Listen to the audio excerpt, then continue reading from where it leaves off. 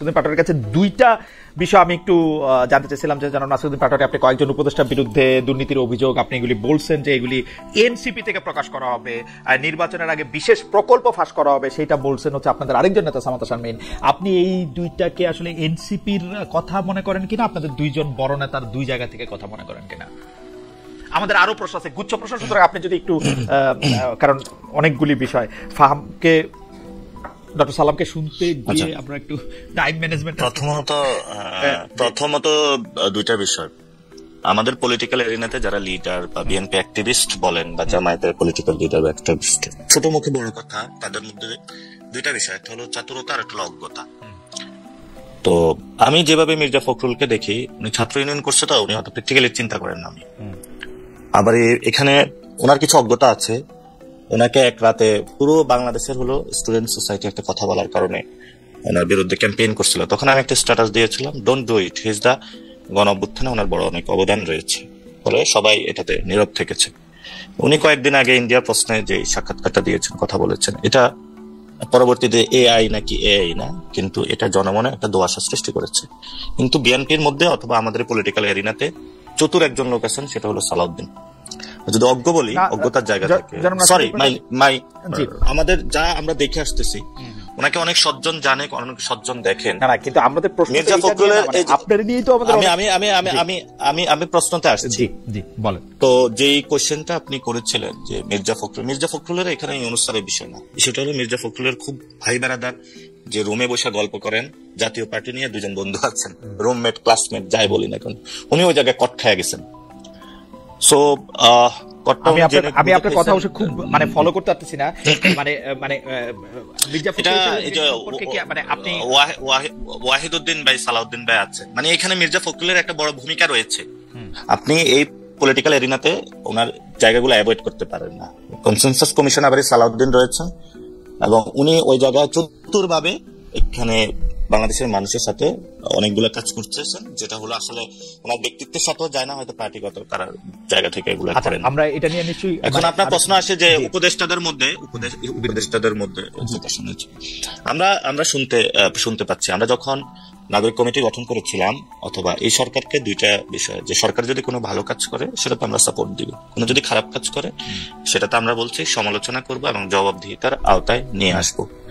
তো বাংলাদেশে প্রধানমন্ত্রী শাসিত শাসন বা ইউনিটারি গভর্নমেন্টের একটা জায়গা, সেন্ট্রাল বডি হওয়ার কারণে সবাই ইউনুস স্যারের দিকে আঙ্গুল তোলে। ইউনুস স্যার তো একা সবকিছু করবে না, তার অনেকগুলো হ্যান্ডস রয়েছে, উপদেষ্টা মহলগণ, একটা ফাইল সচিব পর্যন্ত যায়, অনেক সময় উপদেষ্টাও জানে না। তো রিসেন্টলি মানে আমাদের অফিসেও যখন আমরা বসি, তারপরে হলো যখন আমি ওই দিন একটা রিক্সাতে উঠলাম, সে অনেক রিক্সা একটু নিয়ে যায়, রিক্সার পিছন থেকে অনেকগুলো কাগজ ফাইল বলে একটা তদবির করতে চায়। আমি বললাম, ভাই এগুলা তো আমরা এগুলা করতে পারবো না। বলে যে অমুক বিএনপির নেতা করে, অমুক জামায়াতের নেতা করে, অমুক উপদেষ্টারা তো এটা করে ফেলছে, আপনার কাছে আগে আসছিলাম। তো অনেক ফাইলগুলো যেগুলো আসে আমাদের কাছে, অনিয়ম বিভিন্ন জিনিস তদবিরের জন্য মানুষ আসে, তো আমরা যখন কোনো জিনিস নেগেট করে যাই, এগুলো আসলে স্টেটের সাথে যায় না, এগুলো মানুষের সাথে, মানুষের ট্যাক্সের টাকাতে এটা প্রবলেম হবে। সেই কাজগুলো আমরা পরবর্তীতে ওই দুর্নীতিগ্রস্ত বা একটা বাটপার লোক ওই প্রশাসনের বিভিন্ন জায়গায় ঢুকে পড়ে, পরে যখন ওই লোকটাকে আবার খুঁজে বের করি কিভাবে কাজটা করাইলেন, কোন জায়গা থেকে স্টোরি পাচ্ছি বিএনপি নেতা, কোন জায়গায় স্টোরি পাচ্ছি জামায়াত নেতা, কোন জায়গায় স্টোরি পাচ্ছি সচিব, কোন জায়গায় স্টোরি পাচ্ছি অমুক উপদেষ্টার হলো স্বামী বা অমুক উপদেষ্টার অমুক আত্মীয়র মাধ্যমে। এখন আসি যে ডকুমেন্টস, আমরা কিছু ডকুমেন্টস কালেক্ট করতেছি যারা এই কাজগুলো করেছে, যাদের মধ্যে দিয়ে করেছে, এবং আমাদের মনে হচ্ছে যে প্রত্যেকটা গভর্নমেন্টের জন্য পার্লামেন্ট রয়েছে, যারা সংসদে নির্বাচিত হয়ে যায়, সেখানে আলোচনা হয়, বিরোধী দল থাকে, আলোচনা হয়। যারা এই সরকার রান করতেছে তাদের তো জনগণের কাছে জবাবদিহিতার জায়গাটা থাকা উচিত। আমাদের জায়গা থেকে তারা যদি কোনো ভালো কাজ করে, সেটা যেমন আমরা অ্যাপ্রিসিয়েট করবো। কোনো প্রতিষ্ঠা যদি কোনো রেকলেস হয়, কোনো কাজ করে অথবা দুর্নীতির সাথে জড়িত হয়, কোনো অবৈধ সম্পদ উপার্জনের প্রচেষ্টা চালায়, আমরা সেটারও জায়গায় বিরোধিতা থাকবো, এবং সেটা যদি মানে এটা আপনাদের এখনো তথ্য সংগ্রহ পর্যায়ে, মানে আপনারা নিশ্চিত না? কিছু তো তথ্য আমাদের কাছে আসছে, আপনার কাছে, এনসিপির কাছে, মানে এটা নিয়ে কি আপনি বলবেন না এনসিপি বলবে? এটা এনসিপিরও অনেকের কাছে আছে, মানে এটা তো মানে যখন একটা লোকে মানে অফিসে আসে, এই লোকটা কিন্তু 10 জনের কাছে যায় এবং বাংলাদেশ খুবই মানে এমন একটা জায়গা দেখতেছি সে একটা কাজ করার জন্য ওই বিএনপির সব নেতার কাছেও যায়, জামায়াতের সব নেতার কাছেও যায় এবং তারা এটাই মনে করে যারা পলিটিক্স করে ওই একটা অবৈধ কাজ সে হলো করে দিবে এবং এটাই নাকি এতদিন সিস্টেম হয়ে আসছে, মানে আমাদেরকে আয়সা যেটা তারা বলে। তো সেখানেও আমরা কিছু প্রমাণ পাচ্ছি। এটা নট অনলি মি, এটা অনেকের কাছে এই ধরনের এক্সপেরিয়েন্স তারা শিকার হচ্ছে। আমরা যখন বসতেছি একসাথে আপনারা এনসিপি থেকে এরকম একটা শ্বেতপত্রের মতো প্রকাশ করবেন তাই না, যে মানে উপদেষ্টারা কি করছে? আমরা তো এই উপদেষ্টাদের মধ্যে কি আপনাদের যারা তথ্য পাইতেছেন তাদের মধ্যে ছাত্র উপদেষ্টার তথ্য থাকতেছে? আমরা উপদেষ্টাদের কোন ছাত্র অথবা কে বিএনপির কোন জামায়াত এভাবে দেরি না, যারা যখন সরকারে ঢুকে গেছে তাদের জবাবদিহিতে সরকারের জায়গা, ফলত সবাই এটাতে অ্যাকাউন্টেবল, সবাই এই জায়গায় অ্যাকাউন্টেবল। একজন উপদেষ্টা জনাব আসিফ মাহমুদ সজীব ভুঁইয়া এবার দেখা গেছে যে এবার যে বরাদ্দ দেওয়া হয়েছে ঢাকার বাইরে কাজ করার ক্ষেত্রে সেটা 2,500 কোটি টাকার মতো, আমি সংখ্যাগুলিকে গোল গোল করে বলতেছি, 2,500 কোটি টাকার মতো। সেই 2,500 কোটি টাকার মধ্যে উনার যে উপজেলা মুরাদনগর, যেখান থেকে উনি ইলেকশন করবেন, সেই মুরাদনগরে দেওয়া হয়েছে সর্বোচ্চ বরাদ্দ 452 কোটি টাকা, গোল গোল করে বলতেছি এই। এবং জনাব হাসনাত আব্দুল্লাহকে দেওয়া হয়েছে 397 কোটি টাকার মতো। ওকে, তো ওইটা 2,452 আপনি যে কয়টা 2,500 টাকাকে আপনি অনেকগুলি উপজেলাকে দিয়ে ভাগ দেন শুধু 2টা জায়গায়, এটাকে কি আপনি দুর্নীতি বলবেন, ভালো কাজ বলবেন, নাকি চেয়ারে বসে রয়েছি আমার জায়গায় দিমু না তো কার জায়গায় দিমু, ঠিকই আছে, কোনটা বলবেন? এটা তো আমি সমর্থন করি না এবং আমিও পার্সোনালি এই খবরটা দেখে আটকে উঠছি যে হ্যাঁ তাহলে আমিও তো যদি কিছু এলাকা নিয়ে দিতে পারতাম হয়তো বা ইলেকশনে করলে পাই না। আপনি তো আপনার এলাকার কথা বলছেন চাঁদপুরে, আপনার তো আরো ইন্টারেস্টিং, আপনাকে তো অবাঞ্ছিত ঘোষণা করতে বলে ওই এলাকায়, সেটা কি ত্রাণ বরাদ্দ দেন নাই বলে না কি টাকা দেন নাই বলে না কিসের জন্য? বিএনপির দুইটা গ্রুপ ছিল, এক গ্রুপ হলো আগে প্রোগ্রাম করেছে, এখন আরেক গ্রুপ প্রোগ্রাম করতেছে। তো ওই এলাকার মানুষ তাদেরকে বলতেছে যে বিএনপির মগজ কি এই জায়গায় চলে গিয়েছে, একটা প্রোগ্রাম নামাইতে হবে কিভাবে, 1 মাস আগের ইস্যু নিয়ে তারা প্রোগ্রাম, তারা আসলে প্রোগ্রাম কি করবে নিয়ে কোনো কনটেক্সট পাচ্ছিল না। ওই দিন সবচেয়ে বড় ইয়েটা ছিল জামায়াতের একটা প্রোগ্রাম ছিল 5 দফা দাবি নিয়ে, তো জামায়াতকে নিয়ে বিএনপি ইদানিং খুব ভয় পাচ্ছে, তো তারা একটা প্রোগ্রাম দিবে, কি কনটেক্সট দিবে তারা পাচ্ছিল না। এটা আমার ওইখানের যিনি ছাত্রদল তার সাথে কথা হয়েছিল, এলাকার যারা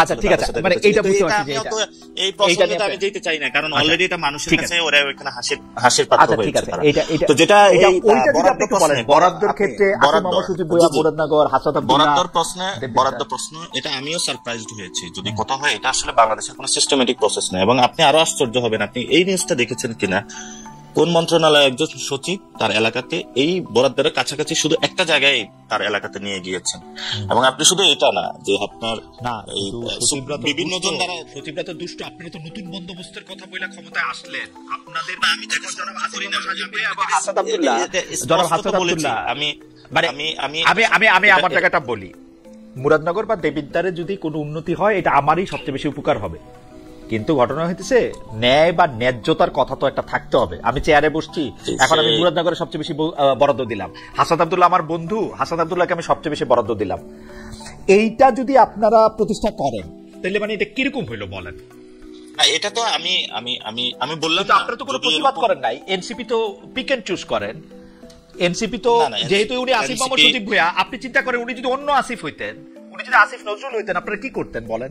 ছাগল এমনি খাইতেছেন ধরেন, এর মধ্যে উনি যদি এইটা বলতে পারেন না, এইটা যদি এমনি ছাগল খাওয়াতে তো আপনারও কোনো ভাই ব্রাদার থাকতে পারে। হ্যাঁ, আমার ভাই ব্রাদার ছিল, আমার ভাই ব্রাদার ছিল, আমি ধরেন আপনারা আমার ভাই ব্রাদার, আমি কিন্তু তাহলে আপনি কিভাবে উইদাউট এটাকে আপনাকে কে বলছে যে আমি ছাগল খেয়ে ফেলছি? তাহলে আপনি কোথা থেকে কমেন্ট পাইছেন? আপনারা তাহলে আমাকে আমার আউটলুকে বসছেন, কোথা থেকে পাইছেন কমেন্ট? আপনি এই কথাটা আমাকে বললেন কেন? আপনার সাথে যে ছিল তিনি বলছেন যে এটা করছেন, আমি আপনাকেও এই প্রশ্ন করছিলাম যে আপনার কি এটা জানেন কিনা, আপনি বলছেন যে এটা খাওয়া দাওয়া হয়েছে, এটা খাওয়া দাওয়া হয়েছে। আমিও তো স্টোরি শুনেছি, আপনি যেভাবে স্টোরি শুনেছেন, কিন্তু আমি আপনাকে এখন যদি বলি বাংলাদেশে অনেকগুলো স্টোরি আছে, বেক্সিমকোর টাকা আপনি খাইছেন, এটা কি আপনার খারাপ লাগবে না? আপনি তো ছিলেন না, বেক্সিমকো বেতন দিত, বেক্সিমকো বেতন দিত, খারাপ লাগবে? এই যে আপনি এখন চট করে জ্বলে উঠতেছেন না, মানে আপনি জ্বলে ওঠাটা আপনি কিভাবে ব্যাখ্যা করবেন? এটা তো আপনার উইদাউট ডকুমেন্ট যখন আমি কথা বলবো, ডকুমেন্ট থাকবে না কেন? আমি বেক্সিমকোর অধীনে ইন্ডিপেন্ডেন্ট টেলিভিশনে চাকরি করছি, বেক্সিমকোর টাকা খাবো না কেন? আমি পরিশ্রম করছি, এইজন্য পরিশ্রম করছেন, টাকা নিছেন, কিন্তু অনেক সুযোগ সুবিধা নিছেন। এটা যদি অনেক সুযোগ সুবিধা নিছেন মানে আমার কথাটা তো শেষ করতে দিবেন। তো এটা যদি বলি উইদাউট ডকুমেন্ট, উইদাউট প্রমাণ, হুট করে আপনাকে বলে দিলাম, তখন আপনি চেতবেন না। কিন্তু এজন্য যদি আপনি কোনো কিছু করে থাকেন তখন আমি বলবো। আমি এটা একটা এক্সাম্পল হিসেবে দেওয়ার জন্য বলছি। আচ্ছা, সুন্দর এক্সাম্পল। আমি বলি নাই আপনি করছেন, আমি বলি নাই, জি আমি বলি নাই যে আপনি করছেন। ফলত আমি আমার যে বরাদ্দের ইস্যুটা, প্রথমত হলো যে আসিফ যেটা করছে যে বরাদ্দের ইস্যুতে, আমি ন্যায্য অন্যায্যতার প্রশ্ন আমি বললাম এটা ন্যায্য নয়। বাংলাদেশের লোকাল গভর্নমেন্টের সব জায়গায় উন্নয়ন হওয়া উচিত। এবং এটাও সত্য যে মুরাদনগরে কিন্তু আসিফ ইলেকশন করতে যাবে না, এটাও আপনার জানা উচিত। এবং দেবিদ্বারের যে হাসনাত ওইখানে ইলেকশন করবে, এবং বাংলাদেশের যারা এই উপদেষ্টা থেকে শুরু করে অনেক যারা ফিউচার মন্ত্রী এমপি হবে, তাদেরও অনেক এলাকায় ডেভেলপমেন্ট হয়েছে। ওই নিউজগুলো কি আপনি পেয়েছেন? কোথাও এসেছে? এটা আসে নাই। এবং এই যে আপনার এই সুপ্রিম কোর্টের এই যে রেজিস্ট্রারে উনি আসাদ ভাই আছে, উনি তো থেকে এখনো ইলেকশনের প্রিপারেশন নিচ্ছেন। আমি জাস্টিফাইড মনে করতেছেন কিনা যে এটা ন্যায়? না, আমি এটাকে জাস্টিফাইড মনে করি না। আমি আপনি অন্যদের কথা বললাম, আমি আপনাকে জাস্টিফাইড না এটা উত্তর দিয়েছি। সেকেন্ড কথা হলো যে পিক অ্যান্ড চুজ আসিফকে আমরা 10 জন উপদেষ্টার মতনই দেখি, এবং সে যখন ওই ক্যাবিনেটে কাজ করে 10 জন উপদেষ্টা নেই, প্রত্যেকে লায়াবিলিটির মধ্যে আসতে হবে। আপনি যে ন্যায্য না এটা বলতেছেন, সেই ন্যায্য নাটা কি এনসিপি থেকেও বলা হবে কিনা? আমার প্রশ্ন হচ্ছে এটা। জি অবশ্যই, আমরা তো বলি নাই যে এটা ন্যায্য। আপনি কেন আমাদের উপরে চাপিয়ে দিচ্ছেন যে আমরা এটা অন্যায্যও তো বলেন নাই, বলছেন। হ্যাঁ, তাহলে বলার সুযোগটা রয়েছে, তাহলে আপনি কেন আর প্রাসঙ্গিকতা আনতেছেন?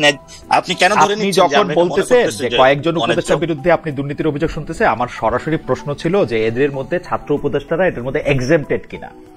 আপনি বলছেন যে এটা এক্সেম্পটেড না, তাদেরকে ব্যাপারে ওই কথা বলা হবে, তো তাদেরকে এই কথা বলা হলে। এবং আপনি যখন প্রশ্নটা এনেছেন তখন আমি বলছি ইটস নট ফেয়ার যে আপনি যদি সরকারি বাজেটে আপনার ধরেন সরকারি বাজেটে 100 টাকা আছে, এটা ওয়েল ডিস্ট্রিবিউটেড হওয়া প্রয়োজন।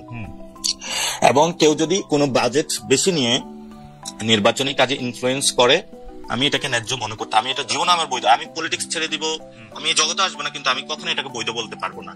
এবং এই যে সিস্টেমটা, not only this incident, this happening last 53 years. এখন যারা নতুন বন্দোবস্তের কথা বলে তাদেরও কাজটা করা উচিত না, এবং আমি এটা কখনোই সাপোর্ট দিতে পারবো না।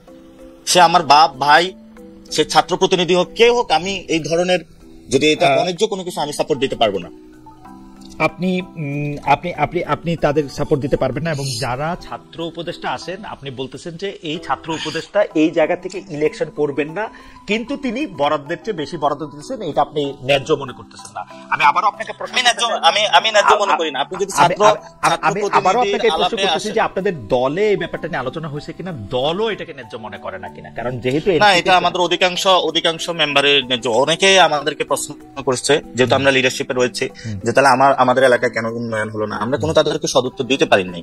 এবং নট অনলি দ্যাট, আপনি আমাদের আরেকজন ছাত্র, যিনি ছাত্রদের মধ্যে থেকে উপদেষ্টা হয়েছেন, মাহফুজ আলম, যদি তারা নতুন মাহফুজ আলমের এলাকায় কি এই ধরনের কোনো উন্নয়ন হয়েছে? হয় নাই। মাহফুজ আলমের এলাকায় মানে এই ধরনের উন্নয়ন খোঁজ নিন আপনি।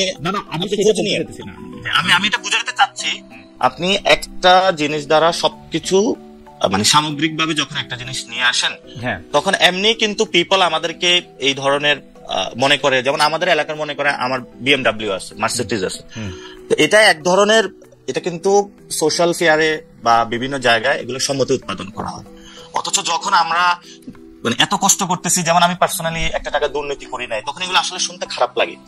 মানে আপনি যখন সামগ্রিকভাবে সবাইকে ঢুকিয়ে দিবেন, কিন্তু যেটা অন্যায্য আমি এটাকে অন্যায্যই বলবো। এটা কখনো আমি ন্যায্যতার প্রশ্ন আমি এটা বৈধতা।